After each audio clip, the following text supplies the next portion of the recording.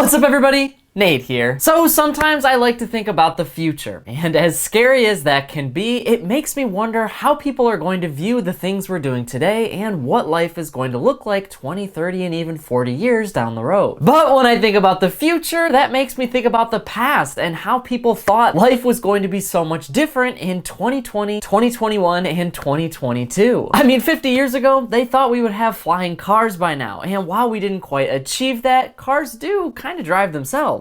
A lot has changed over the last 50 years, to the technology of our lives, to the way that we live every single day. And now in 2022, it looks like things are starting to change again. Over the last year or so, we have seen millions of Americans voluntarily quitting their jobs. Some call it the Great Resignation or Great Renegotiation, but no matter what you call it, around 50 million Americans have quit their jobs over the last year. And that has meant that our working culture in the United States has changed dramatically, but right now California is looking to take that to the very next level. A bill right now is floating around in the California legislature that basically says any larger company in that state would have to adopt a 4-day work week, meaning their employees can only work 32 hours a week, and if they work over that, they're gonna hit a huge payday. And we're gonna be talking about all of that and more today, and I wanna give you my honest thoughts on this 4-day work week law from California and if this trend is going to catch on in the United States.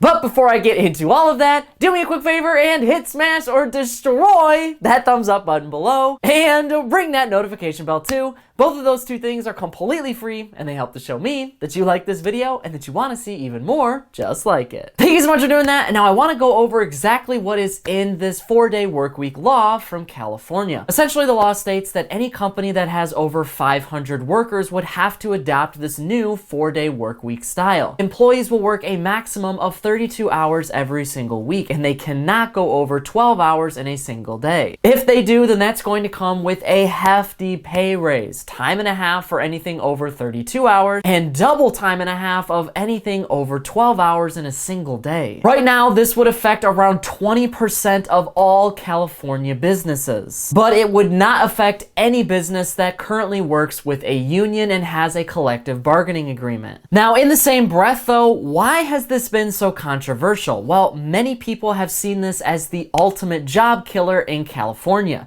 Basically, all of these workers want to work less and get the same exact pay and benefits. Some have argued that this is going to be extremely difficult for new businesses and current ones to bring on brand new hires. Because from the employer perspective, you're basically paying people the exact same amount and getting a lot less. And it's important to note that many other countries throughout the world have already tried this and have seen massive success. Iceland a few years ago adopted a 4-day work week, and most of their employees are now on a 4-day work week. Scotland, Spain, and Japan have also experimented with shorter work weeks in the past, and they have all found some success. But what companies really have to consider here is they might not really have a choice but to start adopting work policies like this. When the pandemic began all the way back in March of 2020, millions of people were out of jobs for a very long time. Now, this did a variety of things to our workforce. For one, it gave workers a lot of time to reconsider the job and the career that they had taken. So many people were out of work that they thought about other things they could do to not only get a paycheck, but to have a career. Many people started to put their passions before a paycheck, and that has meant that businesses can't exactly function the way that they used to. See, my parents' generation and their parents' generation were hard workers. This is what they taught the millennial generation, that if you want to succeed in life, you have to work extra hard. Now, what this has meant that millennials and Gen Z have kind of run into an issue, because hard work doesn't always mean success in life. To put it in financial terms for you, the hardest working Americans that work sometimes 80 to 100 plus hours every single week are not always the ones that make the most money. Now, that's not because we don't need those jobs or we hate those industries.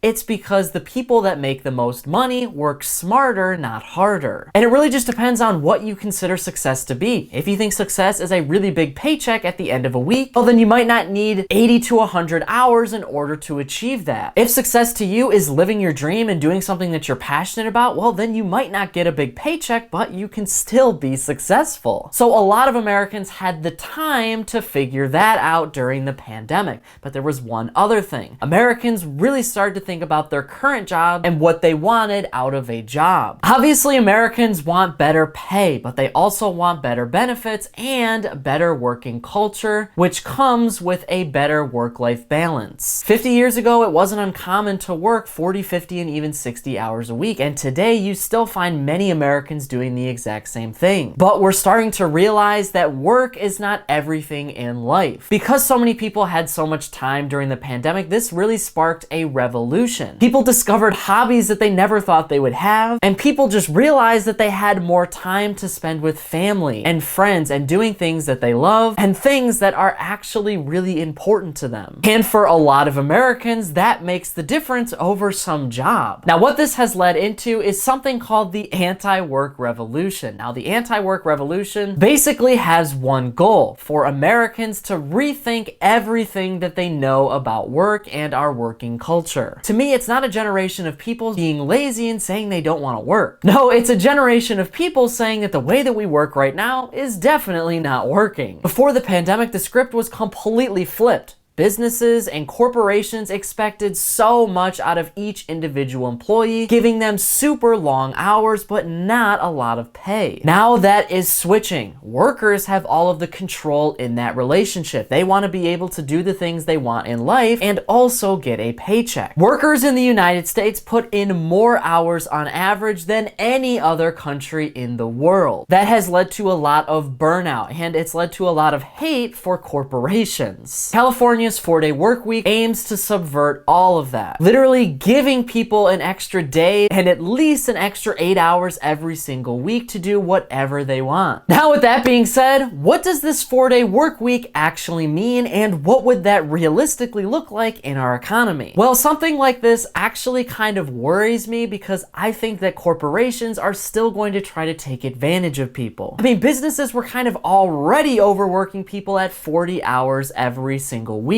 Do we really think that's going to change at 32? What I'm afraid of is that businesses are now going to start expecting a lot more out of employees with a shorter amount of time, making those employees work even harder during their 8-hour shift. It could also influence a lot of businesses to force employees to work off the clock. Now, I'm not sure if that's going to happen in a widespread sense, but I have personally seen this happen many times to my friends and family. Because what we're most concerned with here is your hourly wage workers. Your salary workers, it's a little bit different because there really isn't a maximum or minimum that you should be working. You don't get paid by the hour anymore, so if you get your work done earlier, in my opinion, you should be done with work. This is kind of good and bad though, because if businesses start overworking employees even more, then those employees are just going to leave, further fueling the Great Resignation as it currently stands. And this is something that companies cannot ignore anymore. Many businesses have been kind of dangling a carrot in front of many new employees to try to get them to join their company. That carrot has been bonuses and better pay, but what they're not improving is their working culture. If that doesn't change, then workers are just going to leave anyway. They're going to leave for better pay from a better company. I've also heard the argument that this could be a job killer in California. This is going to cause thousands of jobs to leave California and go to other states. The argument is companies simply can't afford to pay people what they're paying them now and get less work out of them. And this kind of stems back to the supply chain issues and inflation in the United States. Inflation reached a new over 40-year high of around 8.5% all the way back in March of 2022. Now, there are a lot of reasons that it was really high, but one of the biggest reasons has been supply chain issues caused by trillions of dollars worth of stimulus in 2020 and in 2021. Not only that, but wealth in general increased in 2021 because Americans started to buy assets at a record pace.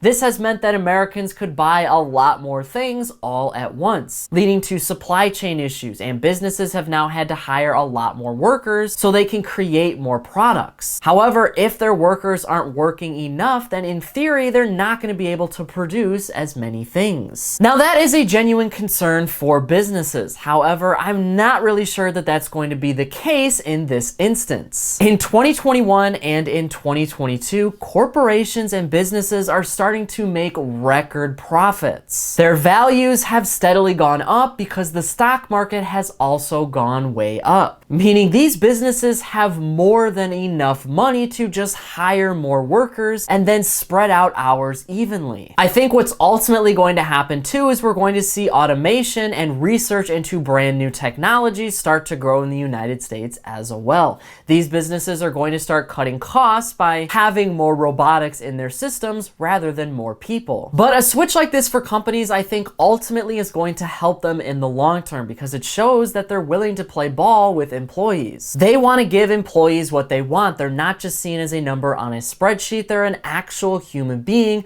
that has goals and dreams and a life outside work. The faster companies realize that, the sooner they can start retaining people because it's not just pay here. In fact, millions of Americans have received a pay cut in order to get better working culture from other companies. Because for a lot of Americans, that is the number one most important thing in their life. It's not a job. It's doing things that they love and spending time with the people they love and doing the things they want to do. There is a way to have both in our economy, but companies and employees need to kind of meet in the middle. I think eventually this will start to catch on, but it's going to take a very long time for other states to adopt it. And I think for some companies and some businesses, it makes a lot of sense, and for others, it makes no sense. It's really just going to depend on the individual industry. But I think more than anything right now, we're going through a massive historical change in our labor force. How we look back on this massive generational change is going to depend on what we do right now. And if we're still talking about this in the future, is all going to come down to what corporations and employees want for the future of our economy. But now I want to hear from you on this issue. What do you think about California's 4-day work week? Do you think it's a great idea that benefits both companies and workers? Or do you think this will basically lead to the death of the US economy as we know it? Whatever your thoughts are, leave a comment below before you go. But that is it for today's business and financial news breakdown. Thank you so much for watching. If you want to stay up to date with all of the top business and financial news from around the country, our team puts together a free daily newsletter, and you can subscribe to it by clicking the link in this corner right here. And if you want to stay up to date with me and everything else happening in the business and financial world, I'm putting out updates 7 days a week over here on this channel, and I've actually got another one ready for you right here, so be sure to check that out before you go. That is it for me, everybody. Be kind out there, and I'll see you all in the next one.